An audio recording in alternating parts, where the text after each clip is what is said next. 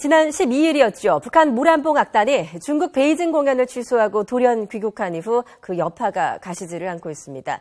이런 가운데 김정은 제1위원장이 최근 시진핑 지도부에 사과를 하기 위해서 강력급 인사를 베이징에 파견했다는 일본 언론의 보도까지 남았는데요. 북한의 방중 특사 파견설 그 가능성이 얼마나 있는지 전문 기자 연결해 알아보겠습니다. 김주환 YTN 정치안보 기자 전화로 연결되어 있습니다. 김 기자 연결되어 있으시죠? 예, 먼저 북한이 이제 중국에 특사를 파견했다 이런 일본 언론의 보도가 나왔습니다. 간략히 정리를 좀 해주실까요?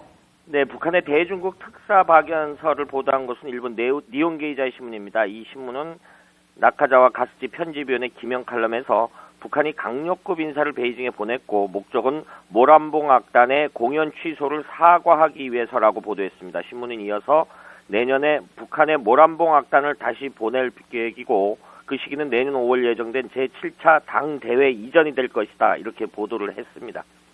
네, 상당히 보도가 구체적인데요. 여기서 이제 주목해야 될 부분이 북한의 대중국 특사 파견설이 과연 개연성이 있느냐라는 여부일 겁니다. 좀 신빙성이 있다고 보십니까? 네, 오늘 오전에 이런 외신 기사를 접하고 여러 가지 이제 대북 전문가 취재원들한테 그 취재를 해봤습니다. 결론은 신빙성이 매우 낮다.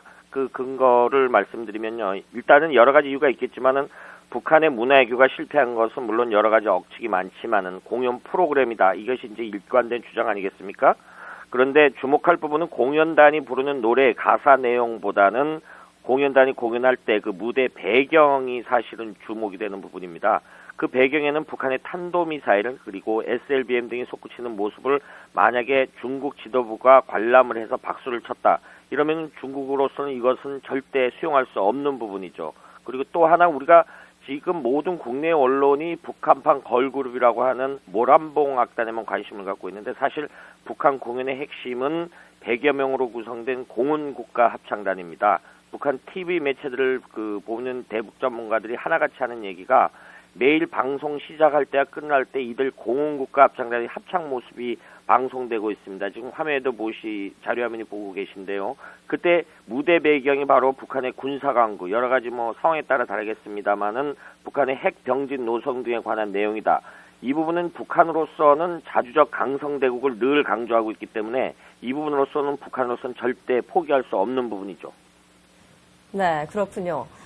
김정은 위원장 자신이 이제 내년 중국을 방문해서 시진핑 주석과 만나겠다 이런 의도라고 일본 언론은 전했는데 네. 현재로서는 북중 관계 냉각이 당분간 계속될 것 같습니다. 어떻게 전망하십니까? 그렇죠. 이런 문화 외교가 설명도 없이 취소됐다라는 것은 국가 간 외교에서 좀처럼 보기 힘든 해프닝인데요.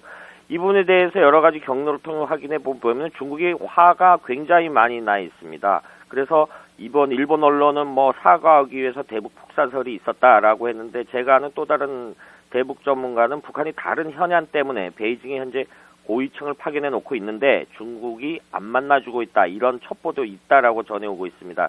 사실 이번 공연도 그동안 냉각됐던 대북관계 보고는 물론 양국의 정상적인 국가관계 수립을 위한 출발이다. 그래서 공연을 시작을 했습니다. 그래서 했는데 공연 취소가 시진핑 체제가 바라보는 정상적인 대북관계에도 부정적인 영향을 미치게 되고요. 그리고 만약에 이 부분을 시진핑 주석이 용인을 해서 공연단을 베이징에 불러들였다라고 하면 아무래도 외교 리더십에도 손상을 받을 수 있는 이유가 되겠죠. 또 하나는 유인산 상무위원이 지난 10월에 이제 평양을 방문해서 양측 관계가 어느 정도 회복 조짐 보이지 않느냐라고 했었는데 이 부분에 대해서 중국의 입장에서는 북한이 신뢰와 원칙을 깨버렸다 이렇게 보기 때문에 당분간은 양국 관계의 정상화가 어렵지 않겠느냐 이런 전망이 많은 상황입니다. 예, 북중 관계와 관련해서 이제 오늘 오전에 있었던 방송기자클럽 토론회에서 윤병세 외교장관의 언급도 있었는데 좀 간략히 정리를 해주시죠.